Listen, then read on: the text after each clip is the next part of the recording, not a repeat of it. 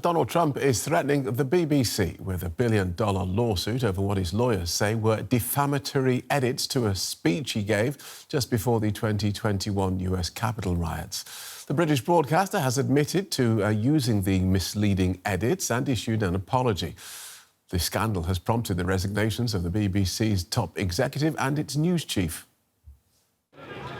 The BBC is facing an unprecedented leadership crisis. Director General Tim Davie and News Chief Deborah Turness have both resigned following accusations of editorial bias in the organisation. The crisis centres on a leaked internal memo that flagged anti-Trump bias in the BBC's coverage of last year's US election. Most damaging was how the Panorama programme edited a speech by the US president, making it appear he incited the January 6 Capitol riots. Outgoing News Chief Deborah Turness insists the mistakes do not imply bias. I stepped down over the weekend because the buck stops with me. But I'd like to make one thing very clear. BBC News is not institutionally biased. That's why it's the world's most trusted news provider. The chair of the BBC's board apologised in a letter to Parliament, calling the incident an error of judgment. We had commissioned research into how well we'd covered the US elections. And that was quite a substantial piece of research. And just for the sake of providing full picture, the overall conclusion was that we'd done it extremely well, properly, impartially. We did a good job.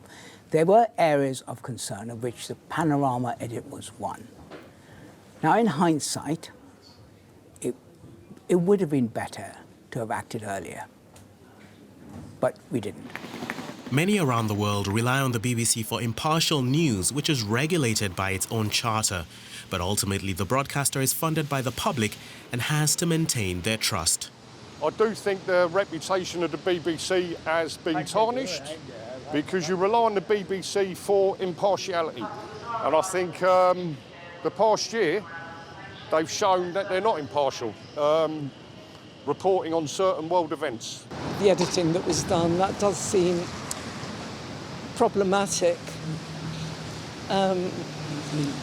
but we make mistakes. I mean, things do happen, and goodness knows, Trump has had a pretty fair airing in many ways. The BBC now has to replace its leadership to keep it focused on covering the news rather than becoming the story. Well, let's explore this Trump lawsuit with David Kaye, who is a professor of law at the University of California, Irvine. He's also a former UN Special Rapporteur on the promotion and protection of the right to freedom of opinion and expression. Welcome to DW, Professor. President Trump does have a record of threatening legal action against media organisations. In the US, this action has been characterised as a way for him to try and control or bully the media.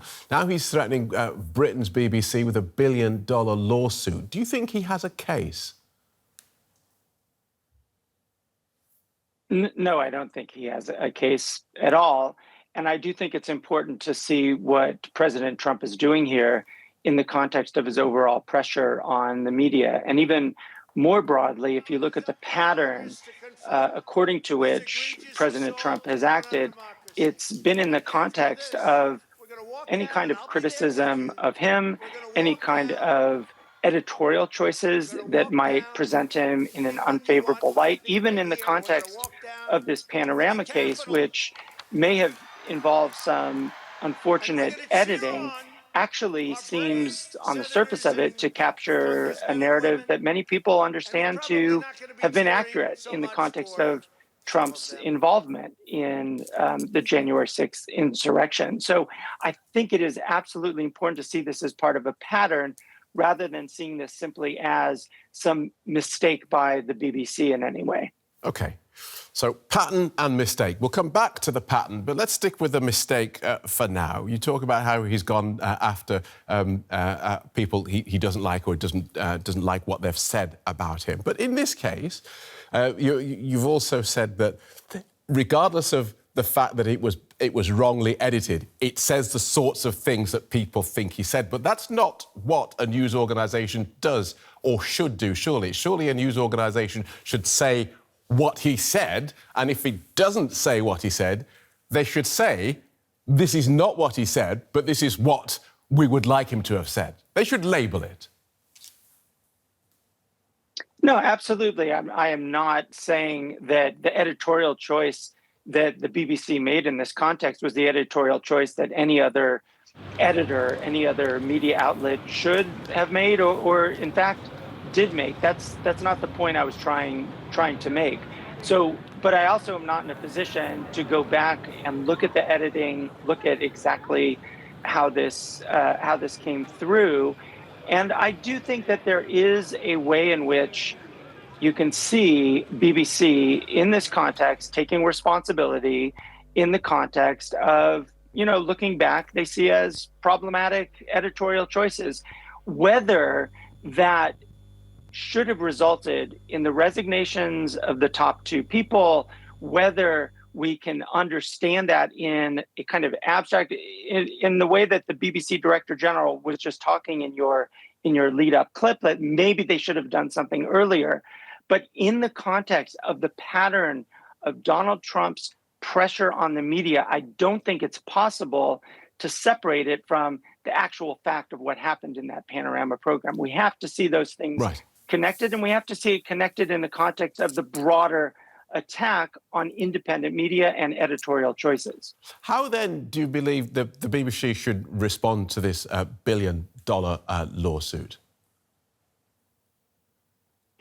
Well, they should clearly fight it. I mean, look, this is an issue that I think DW, CNN, public broadcasters and private broadcasters around the world need to be paying attention to very carefully, because any time that they make an editorial choice that seemingly, maybe it's correct, maybe it's incorrect, we've seen the pattern from Donald Trump, doesn't really matter whether it's correct or incorrect, he will come after you with a massive lawsuit.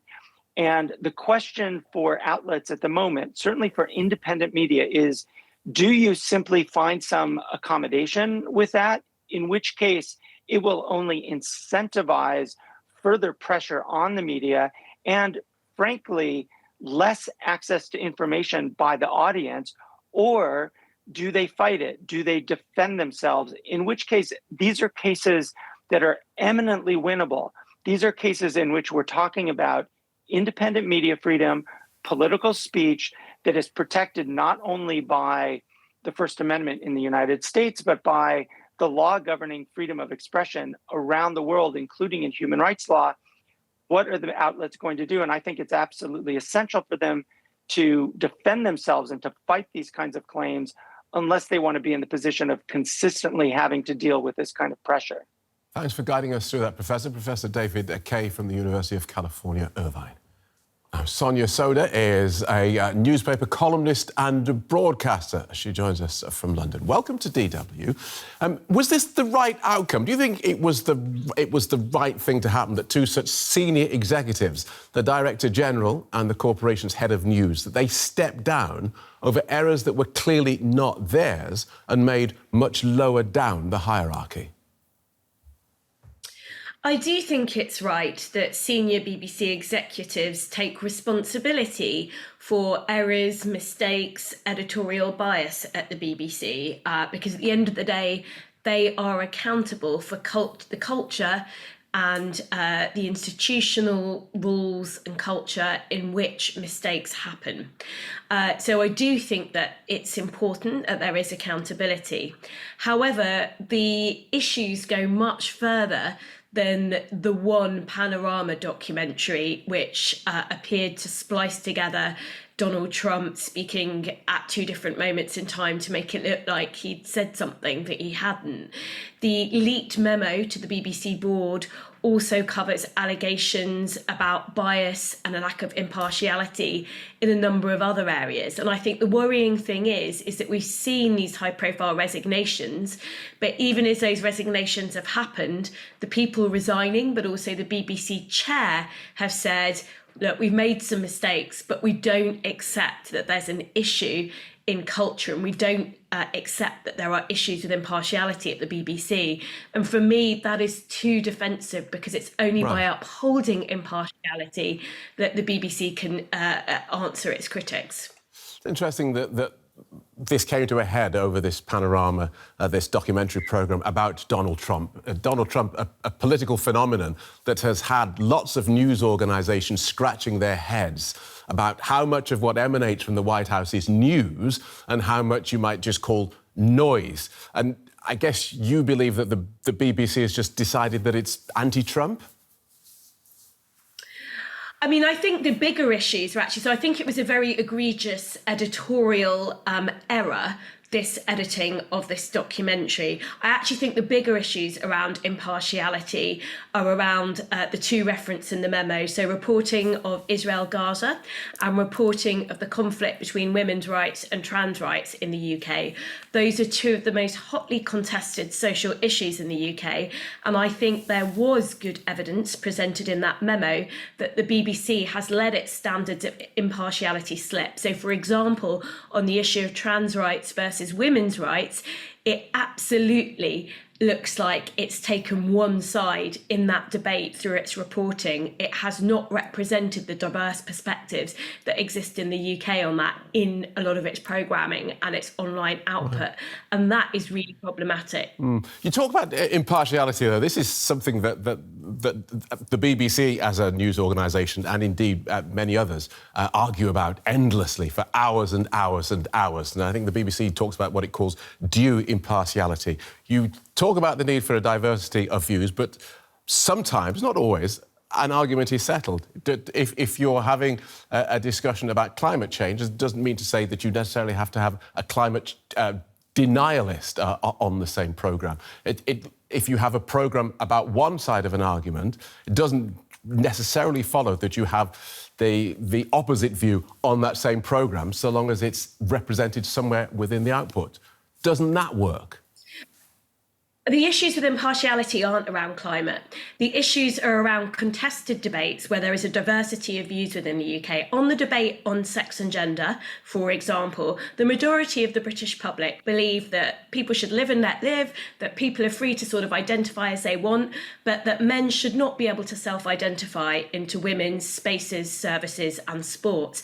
The BBC has taken as its starting point a contested minority belief that it is right that men should be able to self-identify into those spaces. So, for example, you've got reporting on the BBC website. No, what we don't need to do is relitigate it. But what is important is take your point. Let me just finish this. It's important to give precise examples.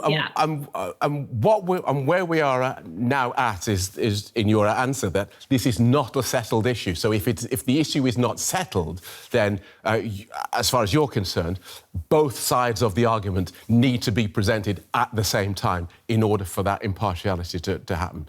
I get that. I just want to take us back absolutely. There needs to be balance. So Donald Trump now is threatening legal action over this programme and this edit. How do you believe the BBC should respond when criticism shifts from public argument into legal or quasi-legal intimidation? Well, it will have to defend itself. That's how the legal system works. But it's a great shame. It was a very egregious error. And I think it's a great shame that the BBC has handed its critics. There are definitely people. I'm a supporter of public service broadcasting. I'm a supporter of the BBC, but I can see that there are issues. I want its leadership to tackle them. It's really disappointing when the BBC hands gifts to opponents of the BBC who want to bring it down like this one. And Trump certainly isn't a fan of the BBC. And so how damaging, then, do you think that this scandal, if I can call it that, has been to the BBC's claim to be the world's most trusted news brand? I think it is damaging, and I don't think it's about just the Trump documentary. I think it's about that on issues like Israel-Gaza, sex and gender, there are clear issues with impartiality. And some people might say, well, these are just a couple of issues. And most of the BBC's journalistic output is high quality and it's impartial. And I would agree with that. The problem is, if you've got the BBC not sticking to impartiality on some of the most contested issues of our time, the public see that and it undermines support for and trust in the BBC's output as a whole. That isn't fair on BBC journalists, and it's not fair on the public. So there is a real cultural issue here where the new leadership needs to get a grip. It needs to say, look, this is what impartiality means, and it needs to say to its staff, you're very welcome to have your personal opinions on these contested debates, but they need to stay personal. They can't be allowed to shape BBC News output to the extent that things get misreported, or to the extent that certain perspectives in the debate, in fact, perspectives that are held by the majority of Brits, are not permitted in BBC output. Thanks for joining us, Sonia. Sonia Sodha, newspaper columnist and broadcaster.